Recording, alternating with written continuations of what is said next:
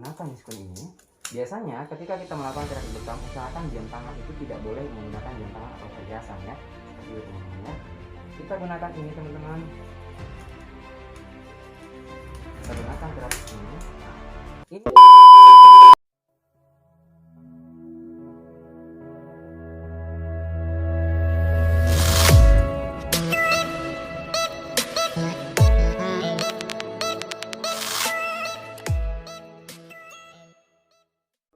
Oke, assalamualaikum warahmatullahi wabarakatuh. Come back to my channel teman-teman. Kembali lagi di channel YouTube saya. Dan seperti yang sudah saya jelaskan bahwa konten kita di sini adalah ketika teman-teman sudah berkomentar banyak dan komentarnya itu positif, saya akan membuat konten tersebut teman-teman. Dimana konten kita ini tentang kehidupan dan bagaimana juga saya ingin memberikan ilmu atau misalkan pengetahuan atau misalkan juga pembelajaran buat teman-teman semua. Semoga konten-konten saya juga bermanfaat dan bisa menghibur teman-teman semua.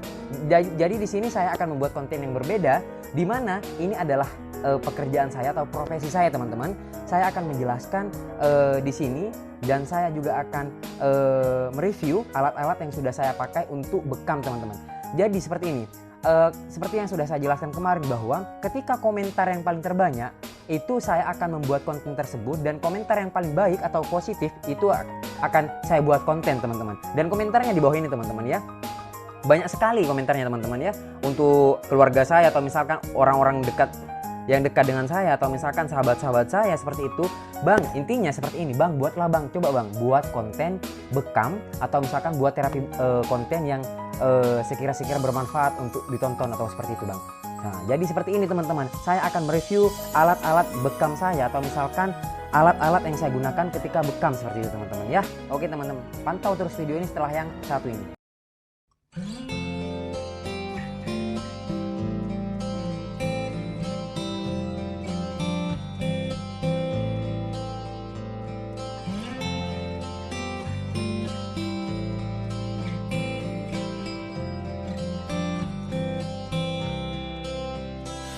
Tak ada manusia yang terlahir sempurna.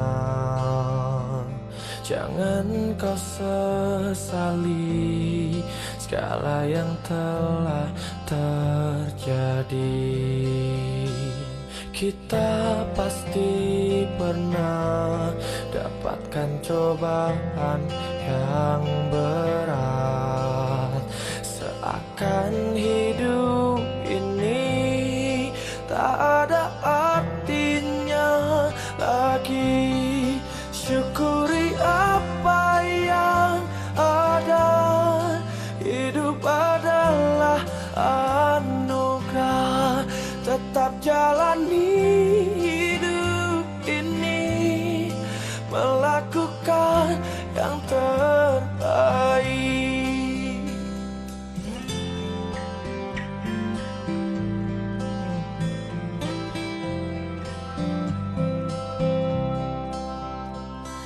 Tak ada manusia yang terlahir sempurna.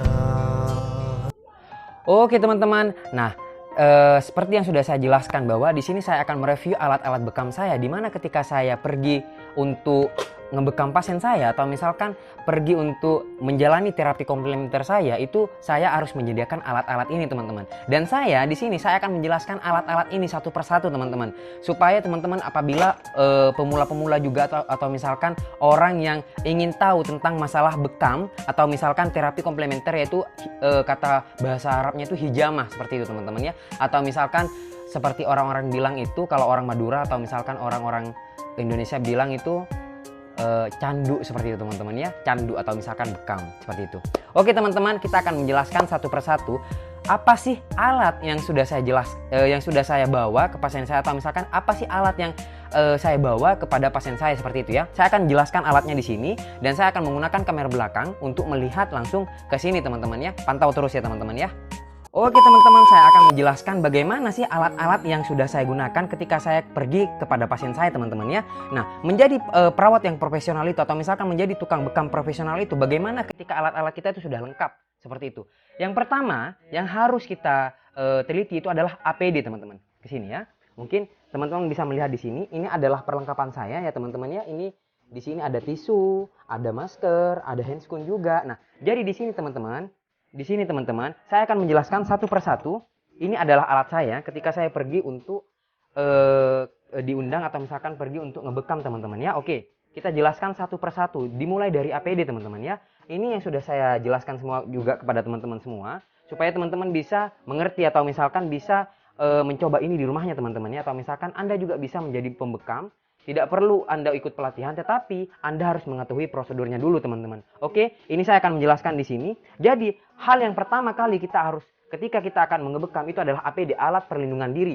Ya, itu terdiri dari misalkan contohnya kita menggunakan ini, celemek teman-teman. Nah, jadi celemek ini juga sangat penting sekali ketika kita menggunakan celemek ini untuk supaya tidak ada atau misalkan bercaan darah kepada baju kita, seperti itu ya. Ini yang pertama celemek teman-teman. Saya akan jelaskan satu persatu. Celemek, alat perlindungan diri. Celemek, ini bukan prosedur untuk melakukannya ya teman-teman, tetapi saya akan menjelaskan di sini tentang alat-alatnya saja teman-teman. Nanti saya akan membuat lagi atau part 2-nya ketika nanti prosedurnya seperti apa teman-teman ya. Jadi saya menyediakan di sini celemek teman-teman. Nah, oke, nanti saya akan pasang juga di sini. Oke, di sini saya sudah ada celemek ya. Setelah itu masker teman-teman. Masker, ini adalah masker teman-teman ya. Kita harus menggunakan perlindungan diri juga, masker teman-teman. Ini masker ya. Saya biasanya beli satu box, memang untuk persiapan. Setelah itu kita juga bisa menggunakan masker ini seperti ini teman-teman. Ini juga ngetren sekali ya, karena juga untuk perlindungan diri. Ketika ada misalkan orang batuk, kita tidak terpencik atau misalkan terpencik apalah ya.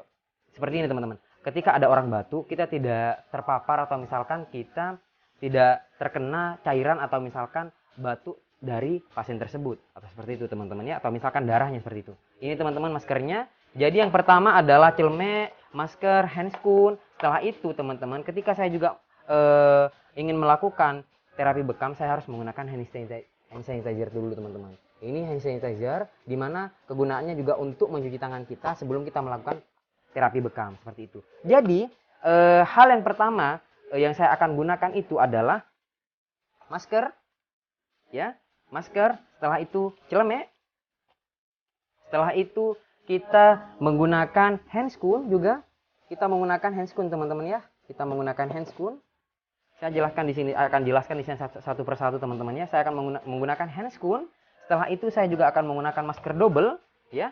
Saya akan menggunakan masker double. Setelah itu alat perlindungan diri sudah tidak ada teman-teman. Cukup ini saja sudah lengkap untuk alat perlindungan diri teman-teman ya. Kita sudah menggunakan ini alat perlindungan diri, dan setelah itu hal yang sudah kita jelaskan untuk alat perlindungan diri, dan di sini adalah alat-alat yang sering saya gunakan teman-teman.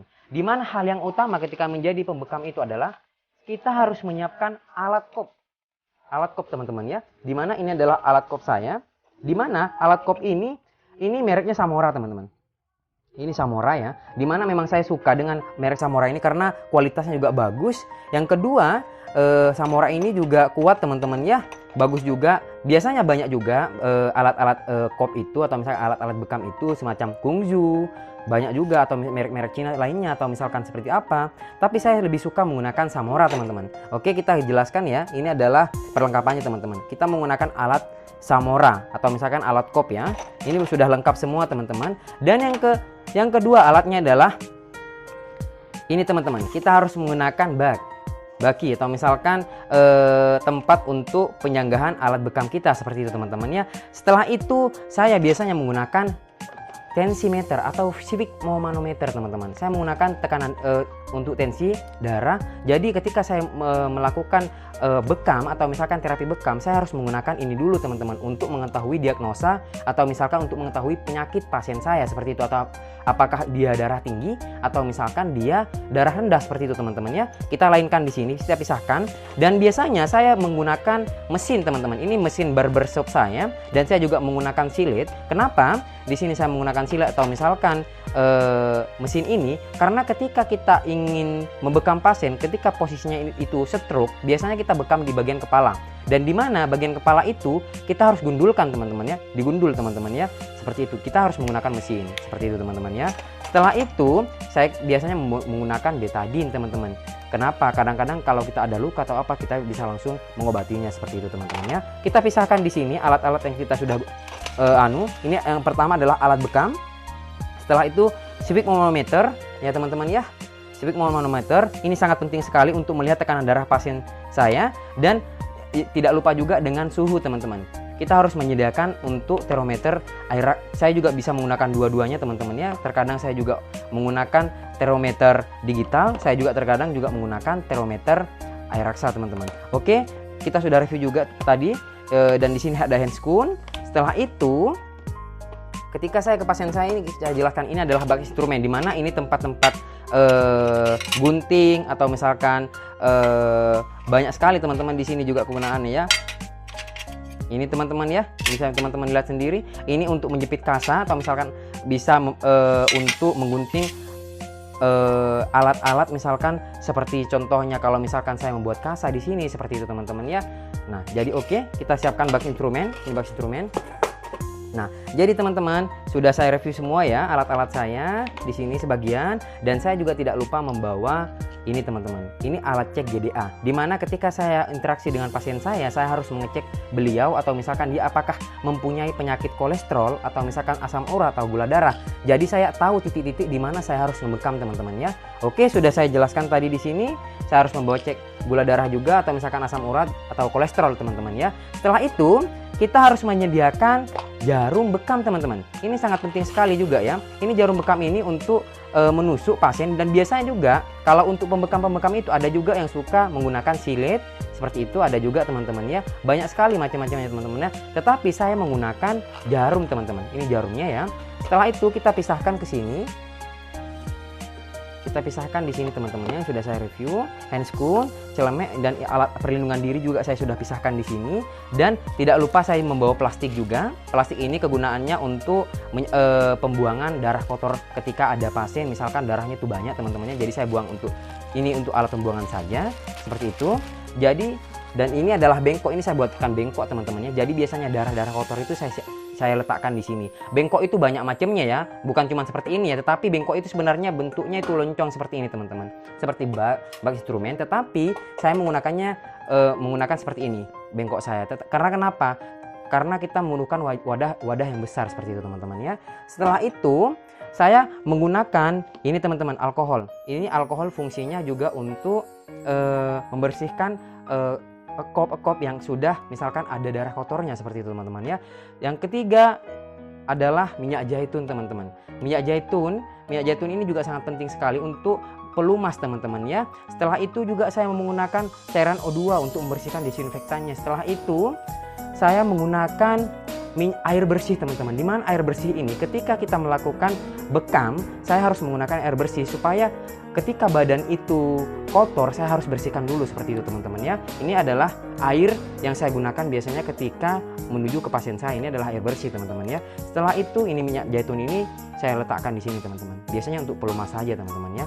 Setelah itu saya tidak juga lupa menggunakan perlak. Nah, jadi ini untuk pengalas teman-teman. Jadi ketika Anda ingin melakukan terapi bekam, Anda harus mempunyai ini teman-teman. Kenapa? Karena ketika kita punya ini, supaya tidak ada bercaan darah sampai ke kasur kita, atau misalkan tidak sampai merambat seperti darah-darah. Kadang-kadang kalau misalkan pasien banyak darahnya, kadang itu sampai merambat ke bantal seperti itu teman-teman ya. Ini kita sudah sediakan perlak, jadi sudah lengkap semua. Dan tidak lupa juga saya akan menjelaskan di sini sama teman-teman semua, ketika kita mengelap darah kotor yang ada di pasien itu, biasanya saya menggunakan ini teman-teman, kasa steril, atau misalkan kita juga bisa menggunakan kapas. Jadi bentuknya itu nanti biasanya saya rancang bagaimana berbentuk kotak seperti ini, dan saya bisa untuk mengelap darah kotor itu. Tetapi kebanyakan orang itu biasanya menggunakan tisu teman-teman. Kebanyakannya menggunakan tisu kalau untuk mengelap darah kotornya seperti itu. Dan setelah saya review semua ini teman-teman, dan setelah itu saya biasanya menggunakan madu lagi. Ini madu ini saya gunakan ketika ketika sudah saya melakukan terapi bekam. Biasanya sudah saya selesai semua, dan itu saya sarankan untuk minum madu karena juga sunnahnya teman-teman ya. Oke teman-teman, mungkin ini saja alat-alat yang sudah saya jelaskan kepada teman-teman semua, dan saya akan mempraktekkan juga di sini bagaimana cara pemakaiannya seperti itu teman-teman ya. Oke, lanjut teman-teman. Oke teman-teman, tadi sudah saya menjelaskan bahwa itu adalah alat-alat biasanya yang saya gunakan ketika menuju ke pasien saya teman-teman ya. Oke, saya di sini akan menjelaskan bagaimana cara pemakaiannya teman-teman. Di sini saya akan menggunakan terlebih dahulu adalah celemek. Celemek biasanya digunakan untuk orang-orang yang pembekam profesional teman-teman, dimana mereka sangat takut kotor sekali, takut kena darah atau percikan darah. Di sini saya akan menggunakannya teman-teman ya. Teman-teman bisa lihat sendiri nanti. Saya akan gunakan ini. Jadi kita cukup ikat seperti ini. Saya menggunakan celemek.